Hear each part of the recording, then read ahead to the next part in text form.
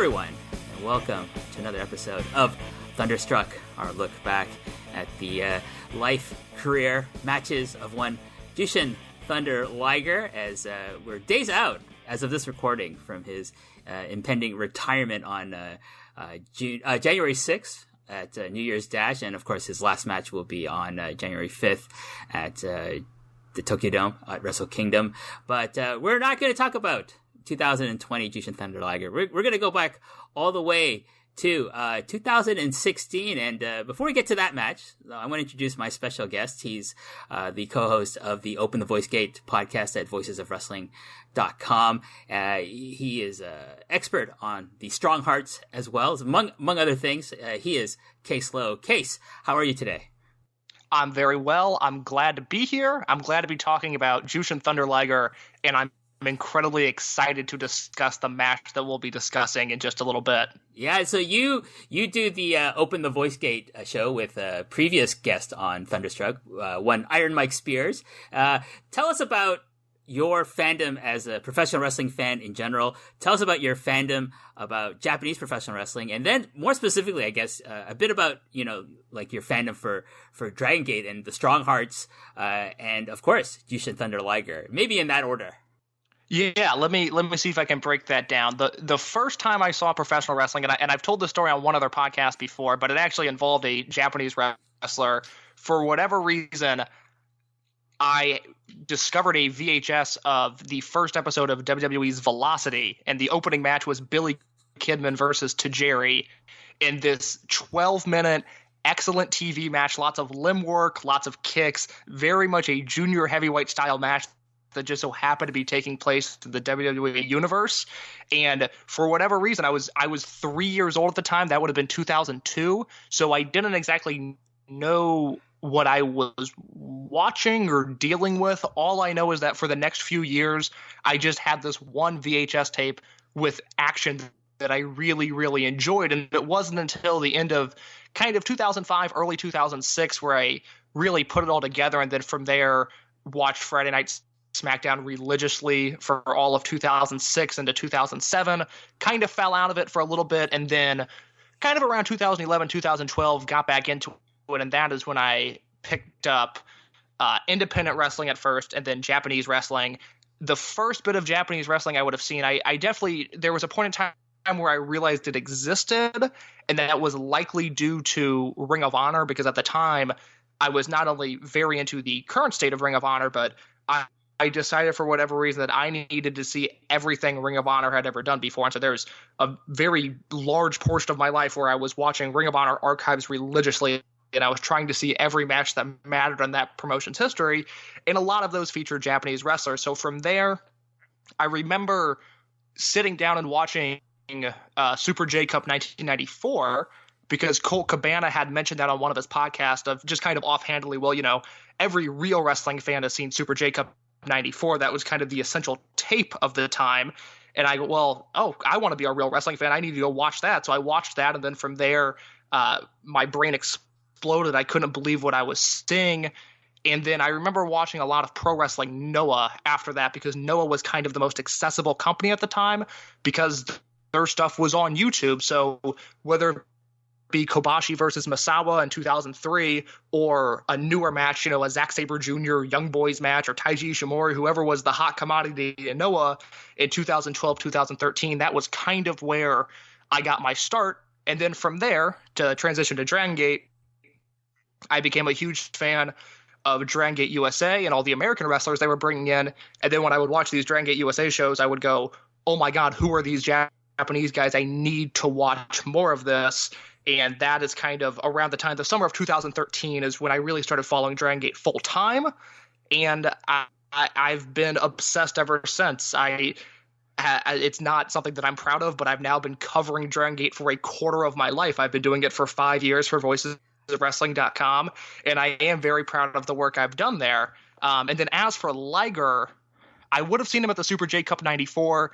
And then again, I think my first foray into any Liger stuff outside of that would have probably been his Noah 2003 run, the junior heavyweight run, where he wrestled Kenta and Marufuji.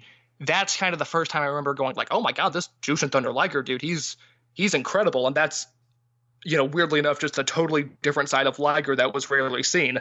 So I hope that answers your question a little bit. Yeah, so you do cover Dragon Gate for Voices of Wrestling on the Open the Voice Gate show that we mentioned before, but like, how did you get hooked up with Mike Spears to do that show?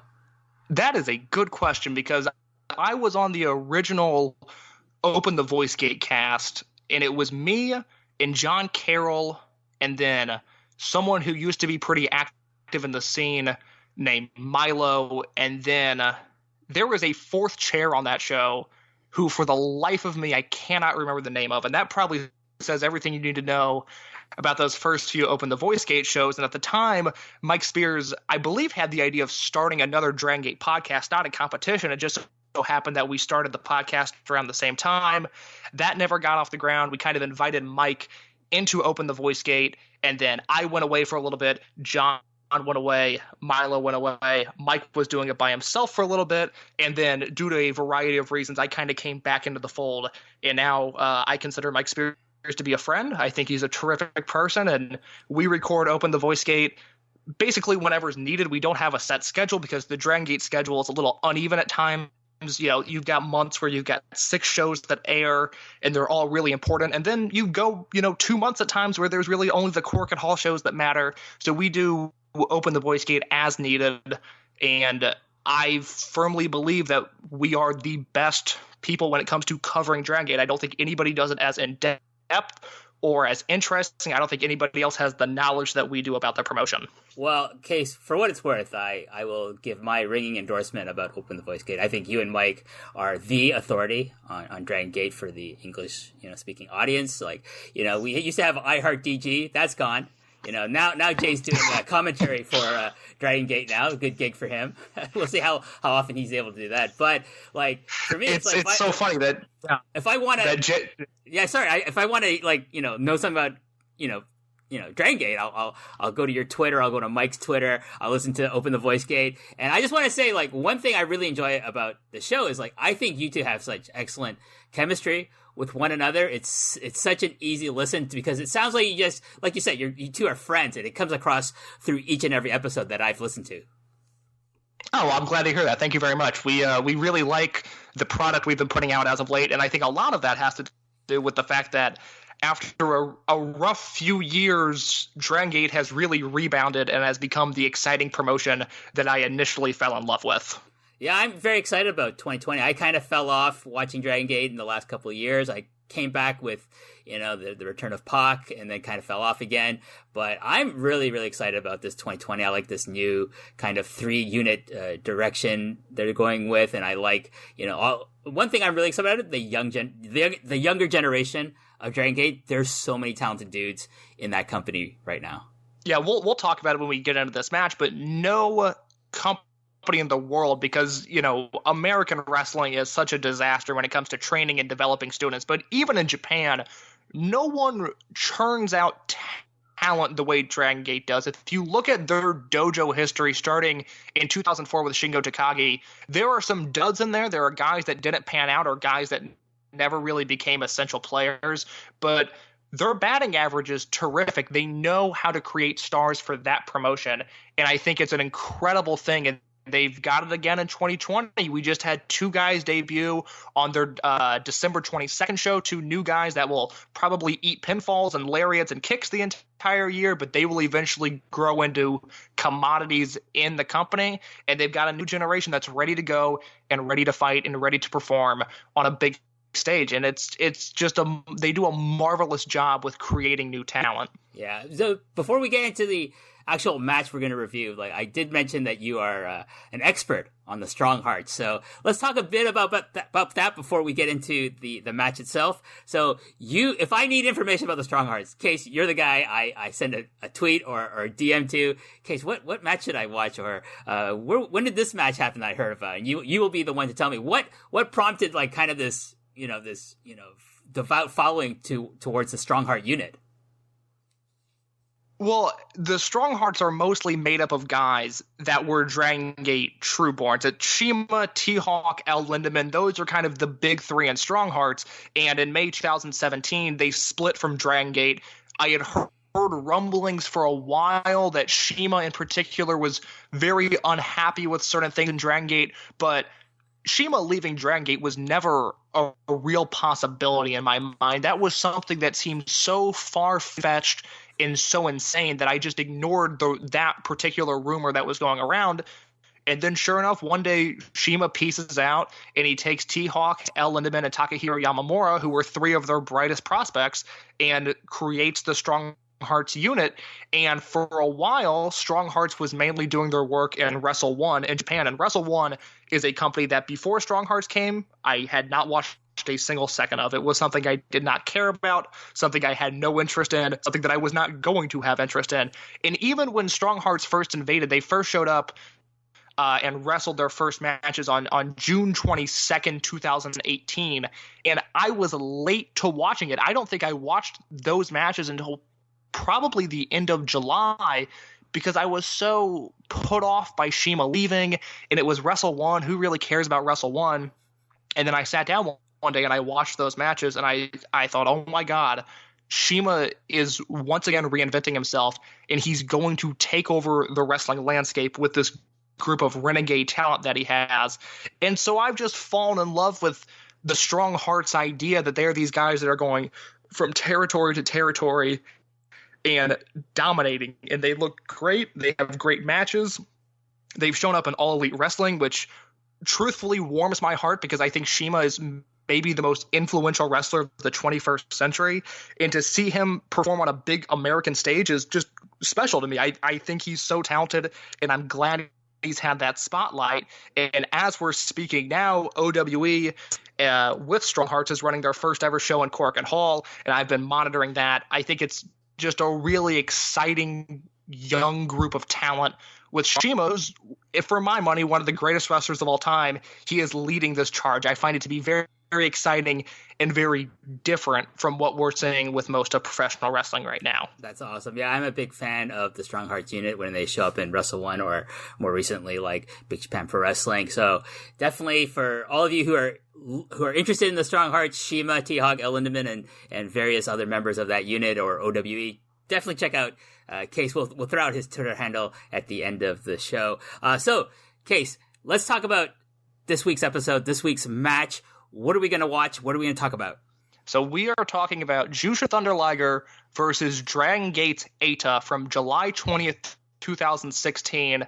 This was an opening round match in the 2016 Super J Cup, the sixth incarnation of the Super J Cup. It was New Japan hosted, basically a New Japan tournament plus a few outsiders.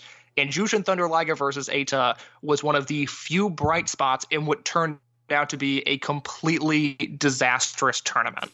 I went to the second night at the RIK Coliseum, and I can confirm that was a shit show. Like, it was terrible. Like, Taichi just ruined everything.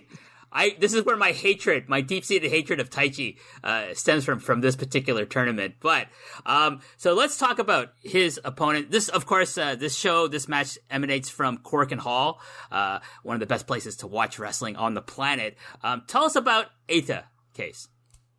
Yeah, so the long story short on Eita is that he was a 2010 graduate of the Dragon Gate Dojo. 2011 rather.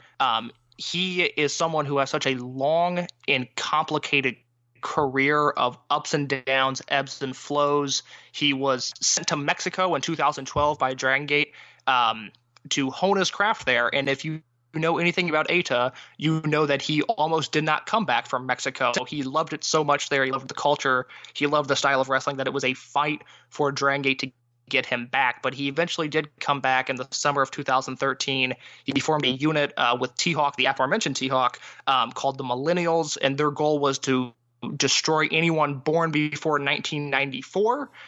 He did that with T-Hawk for a few years. They were a dominant tag team. They were a tremendous unit in the Dragon system. And then around 2015, the unit broke up. Eita started going out on his own, and things changed. He started dealing with injuries. His motivation levels didn't look the same. And it went from he was this blue chip prospect who you could not miss to all of a sudden Eita was really not that big of a commodity in Dragon Gate. And people started wondering if he was ever going to right the ship because he came into the promotion with such talent and was such a great prospect. And something changed in 2016 where he started to put it all together. And he really shined his brightest in a May 2016 match with Akira Tozawa and Korakuen Hall. And that match, followed by a match with Susumu Yokozuka a month later, made everyone take notice of Eita and go, oh my God, this guy could be the face of the promotion one day. And those two matches really spoke to Western fans. I think in particular, a lot of the buzz at the time regarding Dragon Gate was, what are they doing with this Eita guy? Is he going to be the face of the promotion one day? And him coming into this match with Liger was this huge opportunity. He was the hottest act in Dragon Gate, and he was wrestling a legend like Jushin Thunder Liger in Korakuen Hall of all places. It was a really big deal for me and the Dragon Gate community at the time. Yeah, so as we start the video, I noticed right away the crowd is super hot, and I have to think there's a large contingent of Dragon Gate fans in this building because you can hear definite support for Eita in this match against an absolute New Japan legend in Jushin Thunder Liger here. Yeah, it is such an interesting dynamic because at the time Dragon Gate was selling out Korakuen Hall every month after month. They were dominating the Tokyo area, which is odd because they're not a Tokyo-based promotion, but they always have drawn very well in Korakuen Hall. And this kind of 2014 to 2017 period, they were selling out Korakuen Hall guaranteed every month, standing room only. And Eita, like I said, was having his best matches in Korakuen Hall, the match with Tozawa and the match with Susumu. So coming into this match, it was an audience that knew him, and there was just an aura to this match where it felt like a really big deal, where I don't think the rest of the matches during the Super J Cup, they never hit that level. I mean, you had, Will Ospreay Teton, which was a nice little match, and Taguchi versus Daisuke Harada, which was looked at as a big one, and then Kushida versus Taiji Ishimori, which main evented the show, but they didn't have that feel that this match had, and I think a lot of that has to do with Jushin Thunder Liger. Obviously, he's a living legend. He was 51 at the time and had gone around the world and dominated. I mean, he was Jushin Thunder Liger, but Eita was such a key component in this match because he brought a youthfulness and attitude to this match that it's just hard to describe, and there's really no good comparison for it because at the time, and I've watched more Eita than just about anybody, this is the best period of Eita's career. He was at the top of his game, and it's such a shame that a year later I was screaming on a podcast about how he was wasting his potential and how he was never as good as he was in 2016. And although I enjoy his work now, Eita's 2016 is unrivaled. It's by far the peak of his career. So I have a quick question. So his slogan is Eita no Molstar. So for me, and for maybe a lot of other listeners, what does that mean exactly, Case? That I honestly do not know. There for a long time, and I thought it was the funniest thing. Other people did not. Other people took issue with the humor that myself and some of the other voices of wrestling people got out of this. But for the longest time in Korakuen Hall, there was a big banner that read Eita no Molestar, which, in English, it can be taken in a lot of different ways. None of them all that great. Or I guess it's kind of a positive message. I guess they're saying Eita does not do that. But I do not know what translation they were going for there. All I know is that it created some accidental humor that I very much enjoyed. Okay, well, you know what? For the sake of our show here today, Case, we'll just assume that he's declaring that he's not a molester. He doesn't touch anyone in an unbecoming way. So good for him. I wholeheartely support that notion myself. So as we start the match, yeah, very much a good message, a confusing sign. Yes, definitely. So as we start the match, we see Eita come out. He's wearing the sweet cape and is accompanied by one Masaki Mochizuki. So I guess they were aligned at this point in his career in 2016.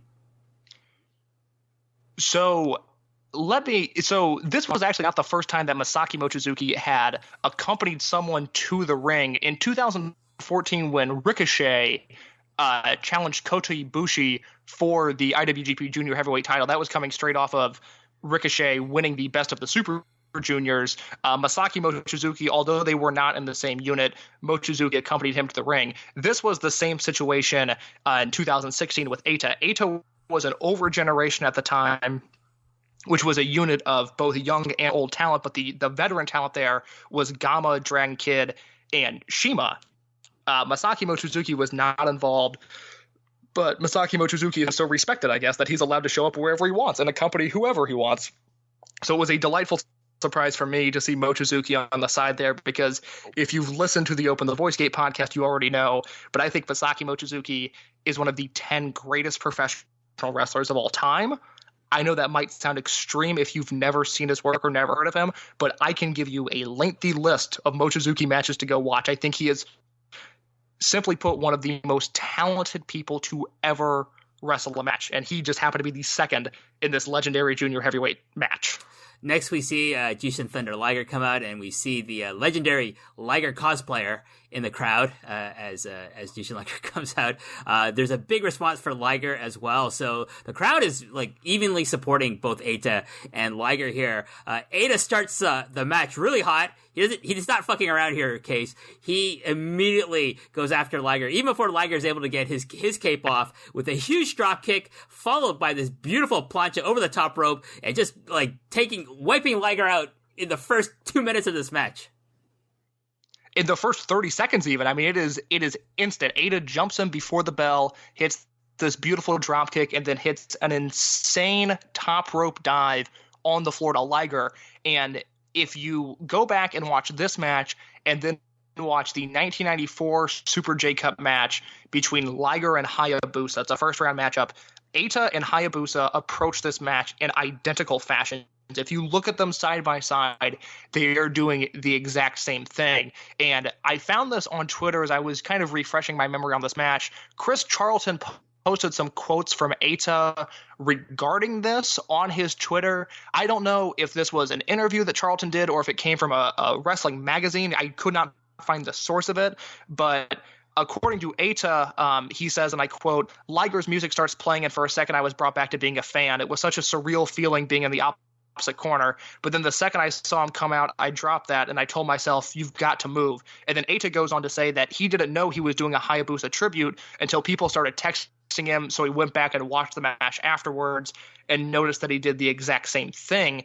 I think a lot of people thought it was a Hayabusa tribute because although Eita comes from the Dragon Gate dojo and a lot of people credit that training to Shima, Eita is a Dragon Kid guy, and Dragon Kid is to Eita as Hayabusa was to Dragon Kid. Those were their mentors and kind of their spiritual leaders. And so a lot of people looked at that as a Hayabusa tribute, but according to Eita, it was merely a coincidence. Wow, lovely coincidence at that. So one thing I want to note as we continue is that the referee for this match, I don't know his name, but he's from Noah, which I thought was a nice touch that you don't have any bias. You don't have a Dragon Gate or a New Japan referee officiating this match. So like good, nice touch of detail there. Like you have a completely unbiased referee officiating the match. From here, they're still on the floor. Liger reverses an Irish whip on the outside and sends Eita into the steel post. From here, Eita ducks a clothesline from Liger, and Liger ends up hitting the post instead. One note I want to make is I'm watching this show that's happening in 2016, and I see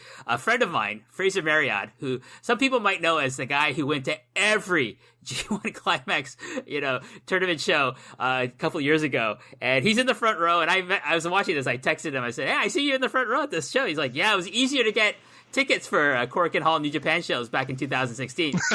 Nowadays, not so much. Even for him, he's a fan club member. So shout outs to Fraser Marriott there. Both men get back in the ring, and Eita immediately goes to the already damaged left arm of Jushin Thunder Liger with the stomps to his arm. Just, I thought, really smart strategy on his part in this match, Case. Yes. So a few things to note. First of all, when you mentioned the brawling on the outside, when Liger throws Eita into the post, Eita goes straight into that post in a similar way to where during the Bryan Danielson and Nigel McGuinness match in the UK for Ring of Honor, where Nigel is shoot headbutting the steel post, Eita basically does that. I don't know if he meant to get his hand up and didn't, but Eita runs straight into the steel post, and a minute into the match, he's done a drop kick, a dive to the floor, and then he's bleeding from his head. And it is such a chaotic way to start this match. And then, as you mentioned, they get in the ring, and Eita starts targeting Liger's arm because Eita's finishing maneuver is known as the numero uno, which is this arm trap submission that at the time was one of the most protected moves, not only in Dragon Gate, but when your move is protected in Dragon Gate, by proxy, it becomes one of the most protected moves in wrestling. And a large part of Eita's journey to the top of the Dragon Gate card was targeting Akira Tozawa with this numero uno submission. They built a feud entirely off of this numero uno submission in 2014, where Eita, who was again this youngster, he was new to the company, he kept on forcing Akira Tozawa to tap out with this move, and Akira Tozawa's friend Shingo and Yoshino and even Ricochet to an extent started wondering if Tozawa was as strong as them, if Tozawa was too weak to be in their unit because this young guy was submitting them. But as it turns out, Eita just had a phenomenal submission finisher that he still uses to this day, and he submitted Tozawa with it, and then attempted to submit Liger with it. And a lot of this match is built off of the arm work of Eita and wrenching in this submission that it's one of those submissions that I don't entirely know how it works in the grand scheme of professional wrestling, but it looks like it hurts so much every time he puts it on. I'm a huge fan of what he does with that move. Yeah, so we'll get back to that move. I think I had a question in my notes, like, what is he doing here with that move? But we'll get to that. So he's targeting the arm with stomps. He also, weakens the arm some more with several arm drags and twists. And then we see a majority of the crowd is firmly behind Liger at this point because, Eita's just dominating Liger up to this, the first, third of this match so far. Liger is able to turn the tide with a tilt-a-whirl backbreaker, one of his signature moves. Liger hits Eita with a big vertical suplex brainbuster on the hard floor of Corkin Hall. He wasn't even trying to hit the mats, in my opinion, here, Case. And from here, Eita's busted open from this brainbuster, I think. Yeah, it's either the post that I think the post starts the blood, and then the brainbuster to the floor after that. It's like, oh, Eita is for sure bleeding. I mean, he's cut open pretty bad. And it's one of those moments that I really love because, again, Eita had this confidence to him in 2016 where you really believed in, and Eita's undersized, but in a company like Dragon Gate, it doesn't necessarily matter, where you really believed that Eita could one day be a main eventer for what, in my opinion, is the number 2 promotion in Japan, Dragon Gate. And he seemed to believe that as well at the time. And Eita just had this confidence. I mean, he stepped into the ring with Jushin Liger and was there with every single move. I mean, he looked like he belonged in the ring with the legend. And it just so happened that at one point he belonged on the floor thanks to a brainbuster by Liger that was so devastating. And it was just like, this Eita kid's good, but he's not as good as me. I still have all of these tricks up my sleeve, and he needs to be careful because I will drop him on his head again if he makes me. Well, one thing I want to make a note of before we continue back into the match is that I think one thing you can see about Liger is that he works really well when he's kind of like the dominant person in the match, when he's basically calling the shots. Like, he's kind of the bully, so to speak. Like, when he's facing a guy who's a little bit smaller than him, and he's not that big himself, but when he's the power wrestler, it's a really interesting dynamic because when he's not the one selling, but when he's the one laying the boots on, just beating the shit out of people with all these power moves, it's a really interesting dynamic. And I think one thing that comes out of it is all his opponents who are in the underdog position really throughout the course of the match, they get over a lot more than if they were the one dominating Liger sometimes. I completely agree. It's my favorite kind of Liger match is when he's dominating. And I feel very similar with Hiroshi Tanahashi in that respect. I think they've done such a masterful job of becoming these great babyface legends that when they decide to flip things a little bit, and Liger did it with Sasuke, he did it in the Noah feud when he was invading Noah with Kenta and Marufuji, which that's funny because, Kenta and Marufuji at the time were probably more powerful and a little bit bigger and a little bit tougher than Liger, but Liger was so mean and asserted himself in such a way that he was bullying these 2 young Noah wrestlers, and then he does it again here against Eita, where even if he's not as fast, even if he's not as strong, even if his age is catching up to him a little bit, he knows how to get the upper hand on his opponent. Liger's so masterful at that and read audiences and knowing exactly what to do, when to do it. And, not to get too far ahead of ourselves, but, is this one of the greatest Jushin Thunder Liger matches of all time?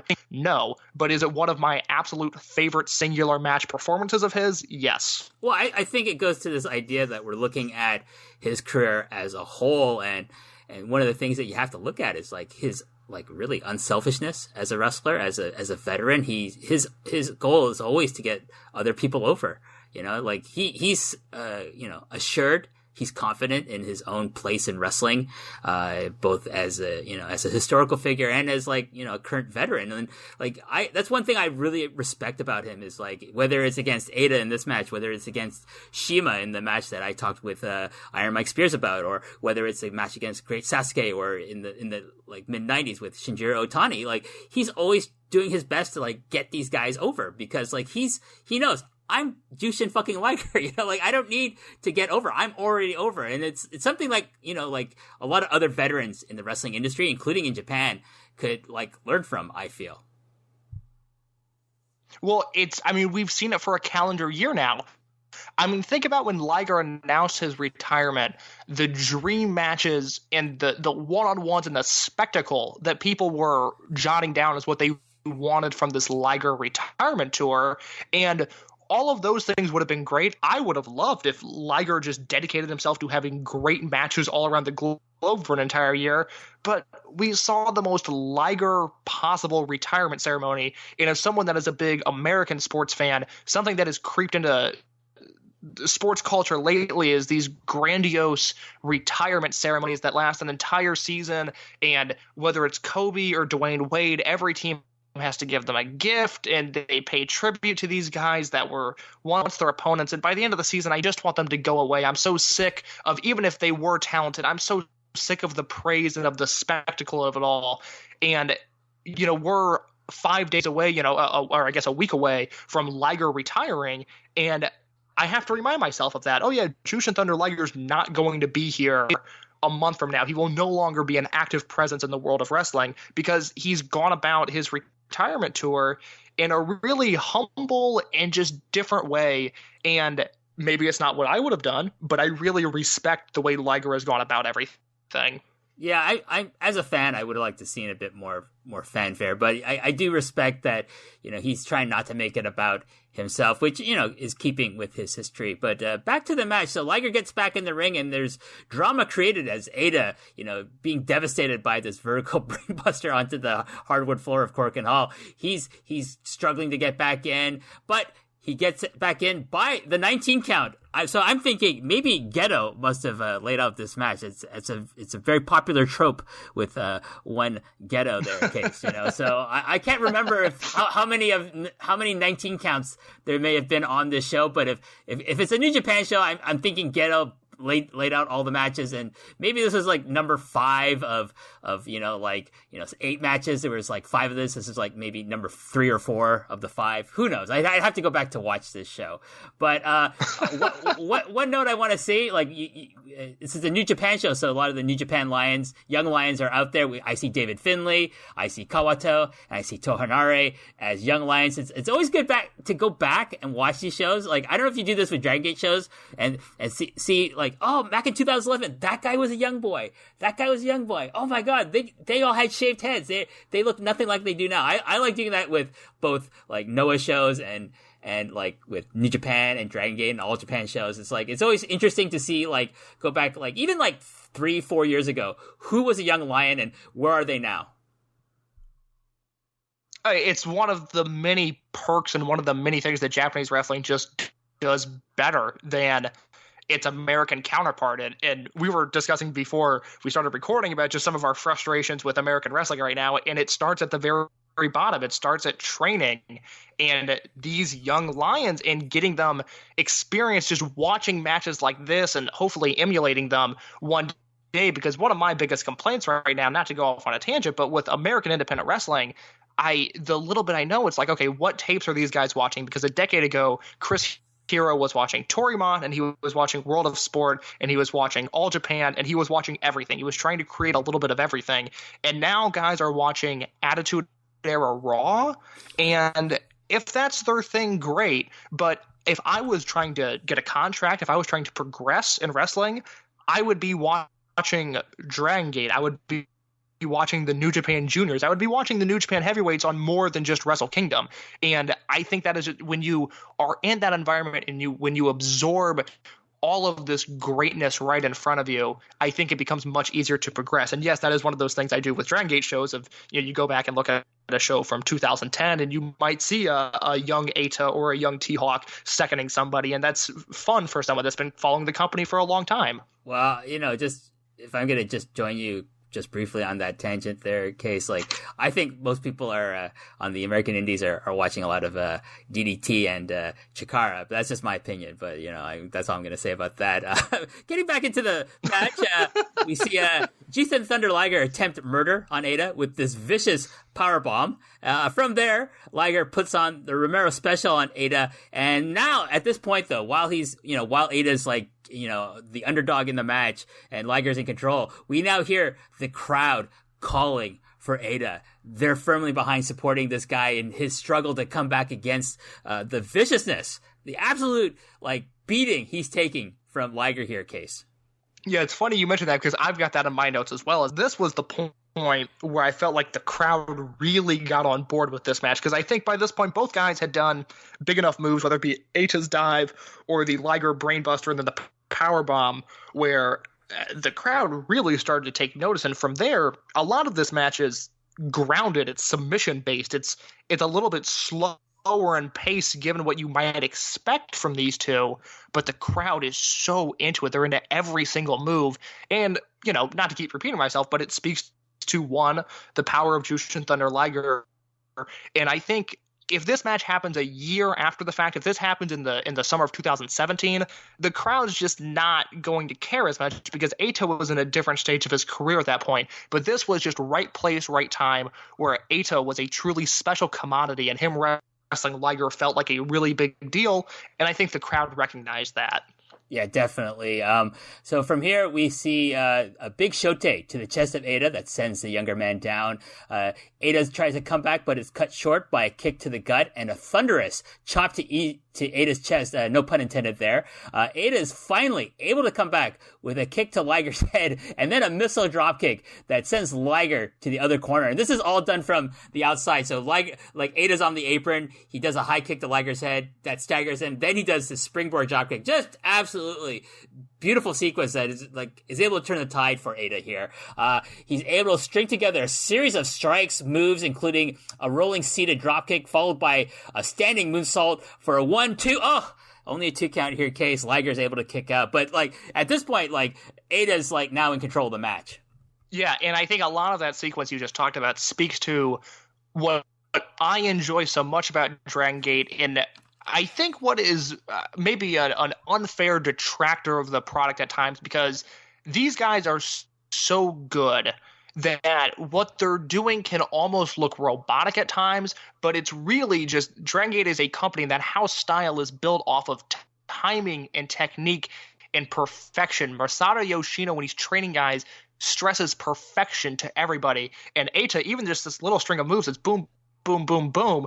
And it's what just happened? Eita just hit 4 things. And it's not that he's rushing through spots. It's not that he needs to slow things down. He's just flawless in his execution. And that, more than anything, to me, is the Dragon Gate house style. Yeah, Eita dodges a shote and takes Liger down with this gorgeous Fujiwara armbar. And one thing I want to note is that, we're talking about kind of the dojo system of Dragon Gate is I think people forget that they all think it's just lucha based and it's high flying, but there's a lot of variety in how these guys are trained. They're trained in submissions. They're trained in grappling as well, depending on their background. But it's not just big move, high flying or anything. It's there's a lot of submission work and grappling if you're able to explore deep into the roster here.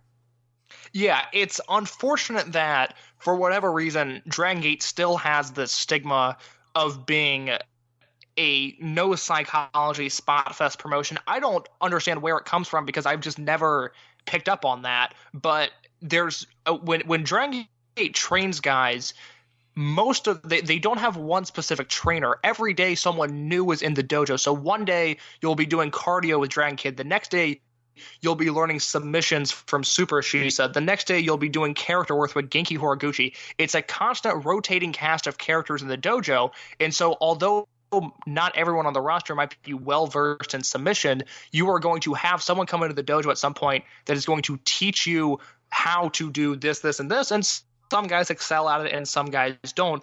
Eita is one of those guys who very much excels at grappling and groundwork and kind of the Yave T2P style. And this Fujiwara armbar that you mentioned is maybe the most exciting portion of the match, at least up to this point, because Eita is trying to rip Jushin Thunder Liger's arm off with this.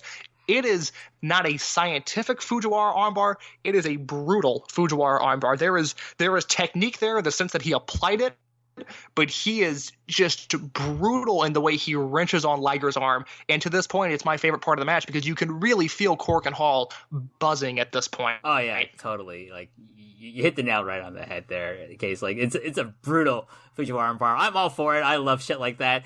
Anyways, Liger is able to survive and he's able to escape the move by getting a foot on the bottom rope. Liger meets a charging Eita in the middle of the ring and finally connects with a Shote. Eita ducks the follow-up Shote and hits Liger with a super kick to the chest and applies, I guess this is where, like in my notes, I'm not sure what the move is. I guess this is the El Numero Uno submission move that you were talking about. Yes, I believe this is at the point where he does that, where he's kind of in almost a side position, and then he starts wrenching Liger's arm backwards, kind of across his body. I believe that's what you're referring to here, but that's the numero uno. And that is, for a while, was the submission that was defining his character and defining large storylines in Dragon Gate. They were all built off of this move, and he puts this move on Liger, and it is the most vicious numero uno I have seen. Yeah, he is wrenching, and he is pulling, and Liger eventually gets to the ropes, but it is a thrilling sequence. And I was watching this show live. Both of the Super J Cups this year, the first stage and the second stage, I reviewed for voiceofwrestling.com, and this was one of those shows where it was the middle of summer. I obviously didn't have school. I must not have had to get up for work the next morning. And so I was like, I'll drink an energy drink, watch this show live. And in the moment, I remember just going like, oh my God, I think Eita's going to beat Liger here. Like, this was a really big spot and a really big deal. Well, not just you, Case. Like, everyone in Cork and Hall seemingly thought that this could be like this could be it for Liger, because this crowd starts going nuts and there's like this big call for Liger, and the whole thing is like Eita's like he's just cranking on this move, and I'm just like, I think, because I can't remember the result of this match because it was like back in 2016. I'm like, wait, does he win this match? Does he lose this match? I can't remember. So I'm into it too. Like, I'm like, holy shit! Like, Eita's gonna win. He's gonna go through this tournament. But Liger, being the legend and being the veteran, being the tough hombre that he is, he's able to get out, and he gets a foot on the ropes. Eita, though, to his credit, goes right back to hitting the arm. He hits the ropes, ducks a Shote, but Liger catches him with a Thez press into a pin, but only gets a 2 on Eita. And so I feel like at this point they're ratcheting things up, and they're getting into the crescendo of the match here, Case. Yeah, absolutely. I love that Thez press pin Liger does. I don't know anybody, especially in modern wrestling, that does that move, and it's so simple. it is arguably the most basic thing that happens in this match, but watching it back, I was like, somebody needs to take that. That's like a not a flash pin, but it created a dramatic 2 count there off of a move that was practically nothing. And then maybe you can take us out with the next set of sequences after that Thez press there. Oh, I don't know if I can. I know eventually Eita hits what is basically a modified cop killer, which was the move that Homicide used. He drops Liger kind of right on his head, and then from there, my notes go into the finish. I don't know if you're at that point or if you want me, or if you want to backtrack a little bit and if I miss some stuff. No. That's okay, there we go. I want you to do the finish in that case. Yeah, no. Liger hits a palm strike, a brain buster, and that's the pin. And he is victorious in Cork and Hall. Eita loses valiantly in defeat but he ultimately loses, and it broke my heart at the time. I was convinced that Eita was winning this match. Well, like one thing we got to mention is that the match time was 9 minutes and 12 seconds, and to both guys' credit, it doesn't feel like a short match. It feels like it should have been a lot longer, like when you're watching it, because all these things happen in this match and they all feel so natural and they flow, really well into one another. And so I thought, wow, what was that? Was that like a 12, 15-minute match? And then I look at it, it's like, it's 9 minutes. It's under 10 minutes? Wow. I was really shocked by the runtime of this match case. Yeah, it's a 9-minute match, which is so funny given the second stage of the Super J Cup, where everything went long and everything felt big and overdone. And I remember talking with a wrestler who was on that second Super J Cup show, and I asked him, like, yeah, it seemed like it was a little weird. He's like, oh yeah, that show missed. Nothing on that show worked. And it's amazing that they had a formula here on night one of exactly what to do, and that they didn't follow it for night two. It was a real bummer, because this, in 9 minutes, I mean, Eita, never left Dragon Gate. He's never had the chance to spread his wings, and I don't anticipate that he's going to leave the company, and I hope he does it, because I think he's such a valuable piece of the promotion. But if Eita had gone from this match and then waltzed into New Japan the next week, he would have been king of the juniors at that point. I mean, he was a made star in the building on that night. He outshined IWGP Junior Heavyweight Champion Kushida. He outshined GHC Junior Heavyweight Champion Taiji Ishimori. This night was about Eita and Jushin Thunder Liger. Liger was obviously the star coming in. Eita was the star going out. Yeah, so I thought just a great sprint match, and like definitely Eita comes out of this looking stronger than ever, because like even though he lost it doesn't matter. Like he took it to Jushin Thunder Liger. He took it to this guy who everyone knows and everyone sees as this absolute legend. And there's no shame in for a younger wrestler to succumb to Liger's like vast experience in wrestling. Post match, we see Liger. He's showing his respect to Eita by putting the ice pack on the poor guy's neck. There's a big Eita call from the fans. Liger lifts him up, shakes his hand, and hugs him, again telling the fans how much he respects Eita, which I think was such a great touch for him to do. Yeah, it's another one of those Liger being selfless examples, and I don't know if there was anything in the fold. I mean, there was a rumor for a while that Eita was going to work a best of the Super Juniors because Dragon Gate guys had done that in the past. It obviously never went anywhere, but yeah, it was just another example of Liger being selfless, and Eita, this was his apex. He went on from this match. He won the Open the Brave Gate Championship at Dragon Gate's Kobe World, their biggest show of the year. 4 days later, that's their secondary title, but it was his first singles title.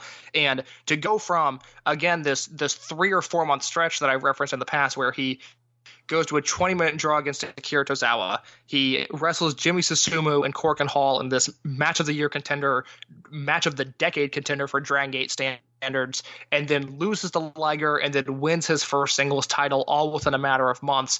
It really felt like Eita was on the verge of becoming something great. Well, I mean, in 2019, I feel he's like one of these like tentpole guys in the Dragon Gate promotion. I guess he's the de facto leader of the Red unit. I'm more like, interested in watching Dragon Gate going forward since like the Final Gate show and the most recent Korakuen as of this recording.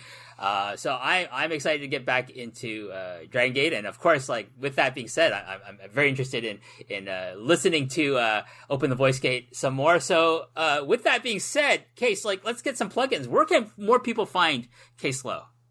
Yeah, so you can follow me at _ in your case on Twitter. That is the best place to find me. I tweet pretty much exclusively Dragon Gate, Strong Hearts, Indiana Pacers basketball, and music that not a lot of people like. Although if you're a Smiths fan, you are in the right spot for that. That is the best place to find me. Like I said earlier, the Open the Voice Gate podcast with Mike Spears on the Voices Wrestling Podcasting Network, and all of the shows on Voices of Wrestling, because I love the work we do. Likely by the time this comes out, or God willing, by the time this comes out, the 2019 New Japan ebook that Voices of Wrestling puts out will be available. That is the best project in wrestling, in my opinion. Every year, Rich Kraetsch kills himself over this ebook that by the end of it is completely worth it. It will have statistics, reviews, detailed profiles. Everything you want to know about New Japan Pro Wrestling will be in this book, and a little bit of my writing is in there. I didn't do a ton this year because I had just other stuff going on. But the New Japan ebook and the Open the Voice Gate podcast on my Twitter @_in-your-case are kind of the main places to find me. And then I've also got one more plug that I just might as well mention here, but I have a new podcasting venture unrelated to wrestling, but the podcast Art School Albums is my podcast where every week I attempt to curate the Ultimate Art School playlist by breaking down an album track by track with some of the funniest people I know. So whether it be Neutral Milk Hotels and The Airplane Over the Sea, The Smiths, The Queen is Dead, those sorts of albums that have a cult following or a history and an aura to them, that is kind of my new podcasting venture. So if you're interested in that, feel free to check it out as well. Oh yeah, definitely. Case, you just said the Smiths. I'm like, oh my god, you like the Smiths too? Like, we are destined to obsessed. We are destined to someday meet in person. I feel maybe through our mutual friend Joey Bay will be the link to that, and he's gonna be like, finally they said my name. He's probably waiting the whole episode to hear his name here. So, Joey, don't worry. We said your name. Case could say his name so he hears it from both of us. Oh, Joey Bay, I love you. Yes, there you go. So, Joey, I know you're like dancing in your little, man cave with all your towels and issues of Shoe Pro on the wall of your basement. So, you're welcome. Anyways, Case, thank you so much for taking time out to do this show with me. Added so much insight, great information on Eita, and I really appreciate it, and hopefully we can do something together in the future. For myself and for Case, I want to thank all listeners for listening. We're approaching the tail end of the series. We got several more episodes left in the can, but I want to say I appreciate all the support people have been showing, and until the next episode, I will say to everyone, goodbye.